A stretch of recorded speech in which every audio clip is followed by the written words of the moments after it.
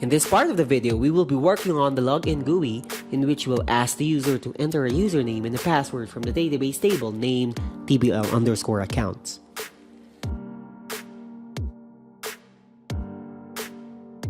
First is for us to import the following packages in our class.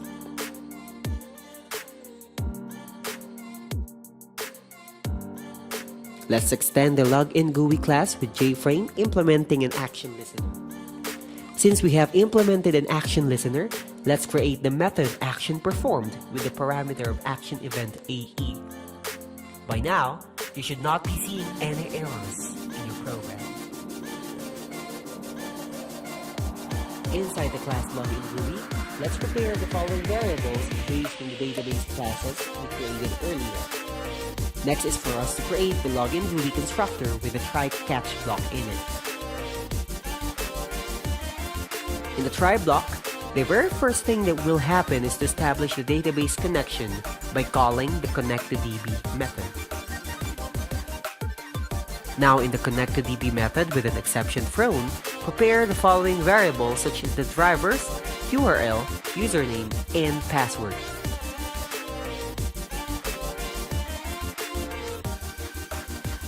Lastly, in order for the Derby connection class to be called, let's instantiate it by storing the new Derby connection and store it in the Derby variable.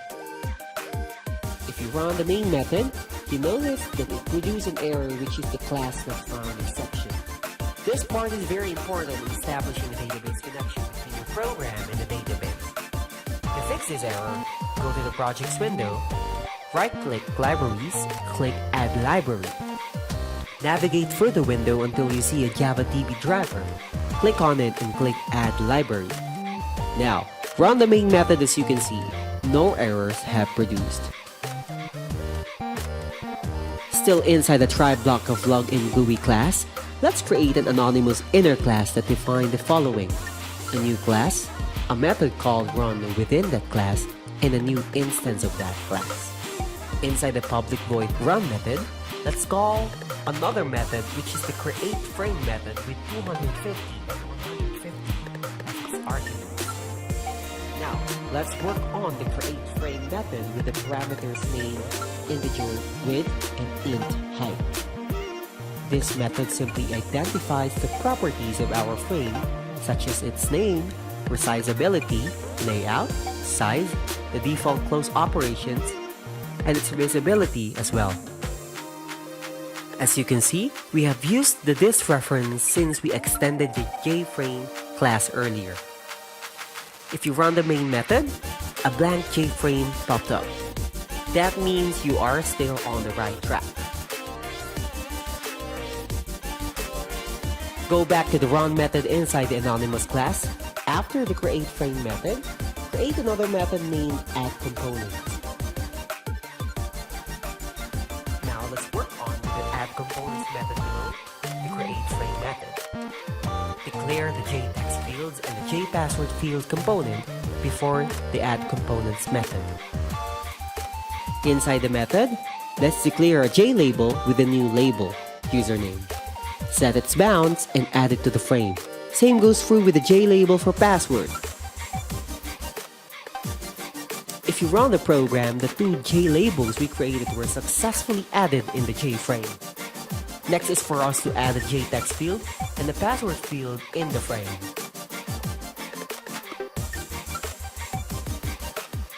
Run the program again and you will notice that the text fields and password fields were in the JFrame. Next is to create the J button with the label login, set its bounds, add an action listener, and add it to the frame. Now, our Login GUI seems complete already. It's time for us to work on with the action events. An action will be performed if we have clicked the J button. Let's declare a string variable named command that will store the value of the button clicked, which is login. Let's create a condition in which if the user clicked the button login, it will automatically get the value from the text fields and password fields and will store it in a variable. After storing it, I have called another method named login with an argument of uname and keyword.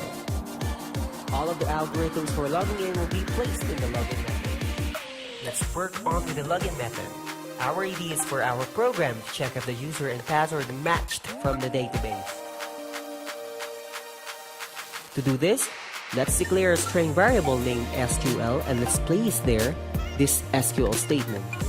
This SQL query will simply check if the username and password we have entered is visible in the database. Let's give a null value for result set for now. Let us also prepare a try-catch block to catch some errors. In the try block, let's give the result set a value from the statement we created earlier.